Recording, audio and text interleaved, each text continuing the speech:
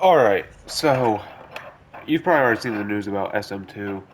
They were going to be a game that had basically all the good Call of Duties morphed into one, kind of like Call of Duty Online. From my understanding, they were going to be better than Call of Duty Online, mainly because Call of Duty Online doesn't exist anymore, but they were going to have like all the good Call of Duties morphed into one, like I said. They got a cease and desist letter from Activision. To summarize it, it's basically a letter that tells you if you don't stop production on this product, we are going to take you to court. And Activision, they are a major company. They probably have the best lawyers that you can think of. There's no way you can take them to court and win. So, doing the smart thing, SM2 stopped production. They stopped their whole operation. Free for all. And Clear to engage all threats on that target. sucked. And I was just thinking maybe it's just a one-time thing. Maybe it's a one-time deal. I was saying maybe this is a one-time deal. And then today, xlabs. I think it was Black Ops 2, Black Ops 1.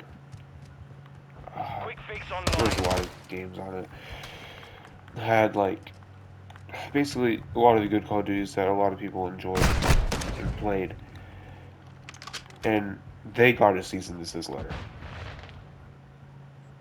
Their whole program, their whole production just got taken away, the same as SM2's did. And now that is two of the games, but the old Call of Duty players and all the people that like wanted to play the old Call of Duties, that's two options taken away from them, taken away from us. Now we're stuck with one option left. We are stuck with plutonium. And I'm afraid that it's only a matter of time for them too. I feel like it's a matter of time. I don't want it to be, obviously. But I definitely feel like any day now, any minute, they could get the letter as well. They could get the cease and desist letter. Obviously I don't want them to. And it's not like Activision needs money. We all know that. I mean, look at how many Call of Duties they've had. They've been producing these for 18 years. Maybe even 19 at this point, I don't know. And their pockets are so full with money, they probably can't stuff any more in. So with these games, like SM2 and xlabs, they weren't hurting them in any way financially or really anything. There weren't enough people on them to really take away anything that Call of Duty has done. Most of the people that were playing um, these products like SM2 and xlabs, they were people that already bought like the old Call of Duties and enjoyed them. They just wanted to get that feeling again, and now that got taken away. Like I said, they've been producing these games for like 19 years, almost 2 decades at this point. You would think that after all these years, they'd be able to perfect the game and not make them worse.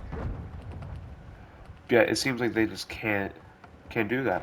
A lot of the people that were playing these games were only going back for nostalgia reasons and Reloading. just to go back and play an actual good Call of Duty. Because I mean, obviously they can't make those anymore. They don't know how.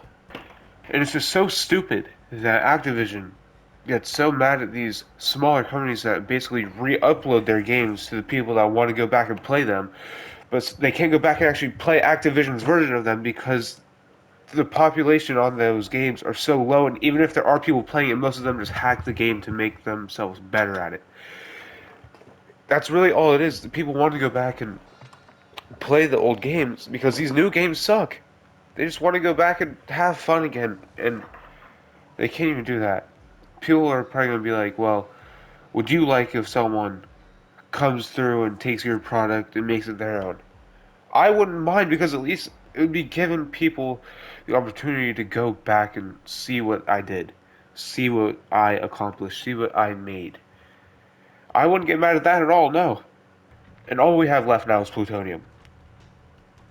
And it's getting to a point where I don't think anyone should even talk about that because it's getting publicity, and if Activision notices that that's even a thing, they're just going to take it down next. They're so mad that people can upload their games and have fun on older Call of Duties that they made, but most of the people that worked on them aren't even in the company anymore.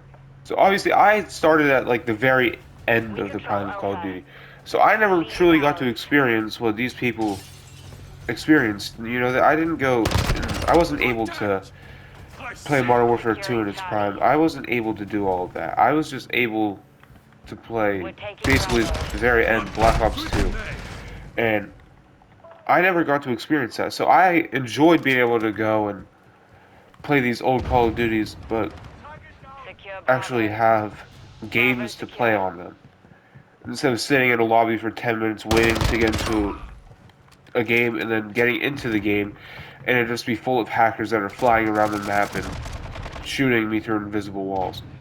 And on these new games, all people do are just sit around, crouch walk exactly like that, and camp in corners, so it makes the game so unenjoyable.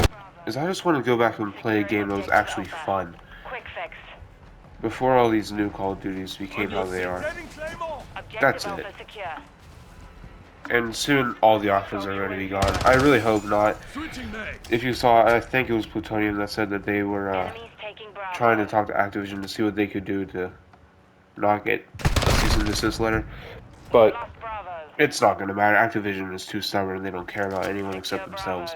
They're so selfish. That's it. Bye.